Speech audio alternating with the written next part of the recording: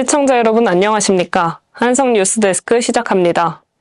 첫 번째로 교육장학금 신청 안내 소식입니다. 교육장학금은 재학생들의 경력 개발을 위해 전공 분야나 어학 등의 교육료 지출을 지원하는 본교의 장학금 제도입니다. 하지만 최근 24학년도 1학기 교육장학금 신청이 끝났음에도 불구하고 교육장학금에 대해 알지 못했거나 신청 기한을 지키지 못해 기회를 놓친 학생들이 있었는데요.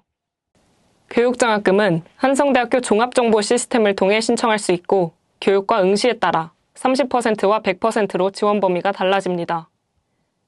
또한 신청학기 안에 결제수단별로 구분한 실거래 영수증 관련 서류 제출이 완료되어야 하며 별개로 응시료의 경우 응시 결과 발표 후 3일 이내에 신청 및 제출해야 합니다. 첫 지원자는 신청 시 필수로 컨설턴트 상담 후 포트폴리오를 제출해야 합니다. 추가 사항은 학기 중 평일 9시부터 5시 30분까지 진로 취업 지원팀에 문의하거나 대학 일자리 플러스 센터 홈페이지에서 확인하실 수 있습니다. 다음 소식입니다.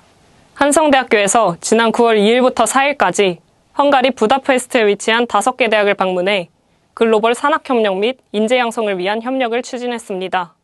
한성대는 헝가리 최대 사립대학인 부다페스트 메트로폴리탄 대학과 협약 및 양해각서인 MOU를 체결했습니다.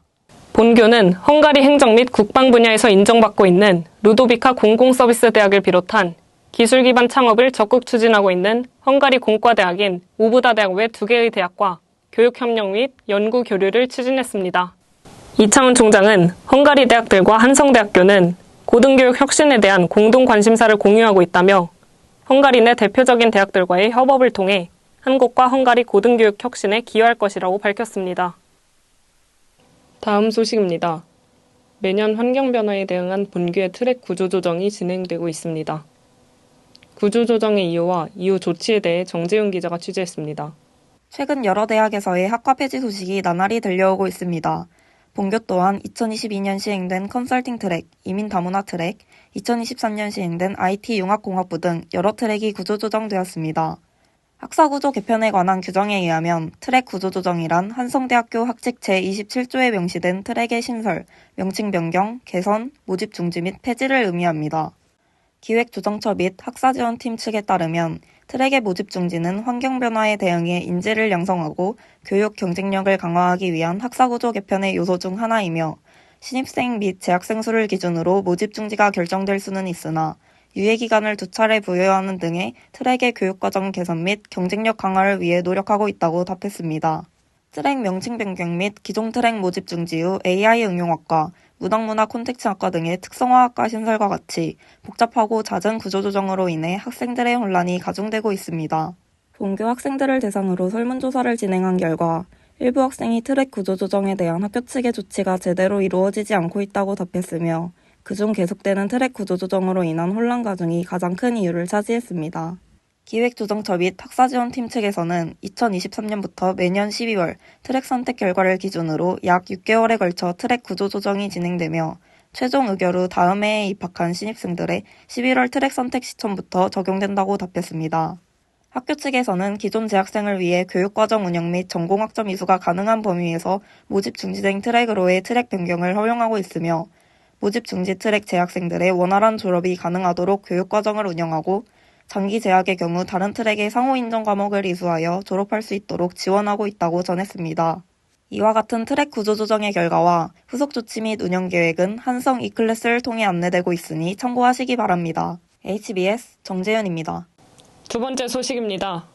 최근 AI 기술이 발전하면서 인공지능 기술로 만든 딥페이크 성범죄가 늘어나고 있는데요. 본교에서는 관련 문제를 인지하고 홈페이지에 대처 방법을 공지하고 있습니다. 이세린 기자가 취재했습니다. 딥페이크는 인공지능 심층 학습을 뜻하는 딥러닝과 가짜를 뜻하는 페이크의 합성어로 인공지능 기술로 만든 가짜 이미지, 오디오, 비디오를 의미합니다. 최근 이 기술을 악의적으로 이용하는 사람들이 피해자들의 사진을 합성한 음란물을 가짜로 유포해 사회적인 문제가 되고 있습니다. 본교 익명 커뮤니티에서도 딥페이크 성범죄의 심각성에 대한 글이 지속적으로 올라오고 있습니다. 대처 방법은 자세히는 잘 모릅니다. 자세히는 잘 모릅니다. 아무래도 제대로 된 정책이나 해결 방안을 만들어서 수행하는 게 중요하죠. 인공지능 자체가 일상생활에 큰 도움이 되는 거는 물론 맞긴 하지만 규제 범위를 조금 더 넓혀야 된다고 생각을 하는 게 애초에 딥페이크 문제 같은 것도 AI의 과도한 사용으로 인해서 생긴 문제라 생각하기 때문에 그에 대한 본교 재학생을 대상으로 딥페이크 성범죄 문제에 대한 설문조사를 진행한 결과 문제 개선을 위해서 딥페이크 제공자 신상 공개 및 형량 증가가 필요하다는 의견이 있었습니다.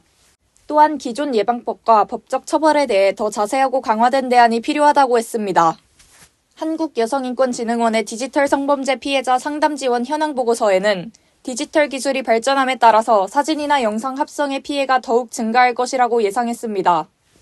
또한 한국여성인권진흥원의 2023 디지털 성범죄 보고서 리포트에 따르면 피해 발생 후 상담 신청 시 상담 접수, 초기 상담, 피해 확인 및 서류 접수를 거쳐 피해 지원 기관에 연계하여 관리한다고 명시되어 있습니다. 본교의 학생인권센터에서도 홈페이지를 통해 딥페이크 피해 관련 대처 방법을 안내했습니다. 안내문에 명시된 바에 따르면 디지털 성범죄 피해자 지원센터를 통해 상담을 진행할 수 있고 딥페이크 범죄가 발생 시 유포 화면을 캡처해 증거물을 확보하고 경찰서 방문과 사이버 범죄 신고 시스템을 통해 신고해야 한다고 안내돼 있습니다. 본인의 허락 없이 얼굴을 합성하고 유포하는 행위는 명백한 범죄입니다. 따라서 모든 사람들은 이에 대해 대처할 권리가 있습니다. HBS 이세린입니다. 다음 소식입니다. 본교 일부 학생들은 소모임 활동 비교과 포인트의 지급 기준이 안내되지 않아 불편함을 느끼고 있습니다. 이에 대해 본교는 비교과 프로그램 개설 심의 기준을 충족해야 비교과 지급이 가능하다고 밝혔습니다. 자세한 내용 신희영 기자가 전해드립니다. 본교 재학생들은 진로 탐색, 친목, 학술 습득, 활동 이후 지급되는 비교과 포인트 등을 목적으로 소모임 활동을 하고 있습니다. 단순 취미 활동이나 친목 도모를 목적으로 소모임 활동을 한다는 것에 만족하는 학생들이 있는 반면 같은 소모임에도 불구하고 일부 소모임이 비교과를 지급받지 못해 불만을 제기하는 학생들도 있습니다. 단과대 정규 소모임으로서 튜터링 및 스터디, 프로젝트 진행과 같은 체계적인 활동을 진행해왔음에도 불구하고 비교과 포인트 지급을 받지 못해 학생들은 불편함을 느낍니다. 체계적으로 활동을 하고 있고 비교과가 지급이 안 되다 보니까 여기서 하는 많은 활동들이 있음에도 불구하고 학생들의 지원을 받기가 힘들다거나 아니면은 이 소모임을 하면서 비교과를 받기 위해서 다른 동아리 활동들도 같이 겸해야 되는 불편한 사항들이 있습니다. 학생성공센터 측은 비교과 프로그램을 개설하기 위해서는 비교과 교육과정위원회에서 결정한 심의 기준인 비교과 프로그램의 형식 유무, 책임 담당자 유무, 우리 대학 핵심 역량 함양을 충족해야 개설이 가능하다고 밝혔습니다. 비교과 프로그램은 담당자의 관리가 필요하여 학생들이 직접 개설하는 것은 어렵기 때문에 관련 트랙 사무실에 비교과 프로그램 개설이 가능한지 문의해야 합니다.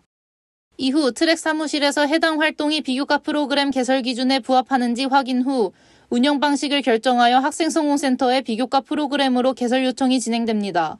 승인 후 소모임 활동이 비교과 프로그램으로 운영되어 비교과 포인트가 지급됩니다. 또한 소모임의 활동이 교육적 가치에 부합해야 한다고 전했습니다. 전공 관련 소모임의 경우 해당 활동이 전공과 연관이 있어야 하며 학술적인 의미가 있는 활동이어야 개설이 가능합니다. 전공과 관련이 없는 스포츠, 여가, 취미 활동으로는 비교과 프로그램 개설이 불가합니다.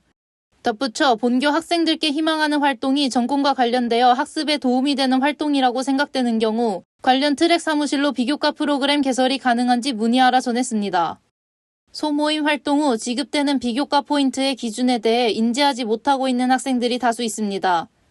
소모임 활동을 하는 학생들이 비교과 프로그램 개설 심의 기준을 명확히 인지하고 활발한 소모임 활동을 할 수 있길 바랍니다. HBS 신희원입니다.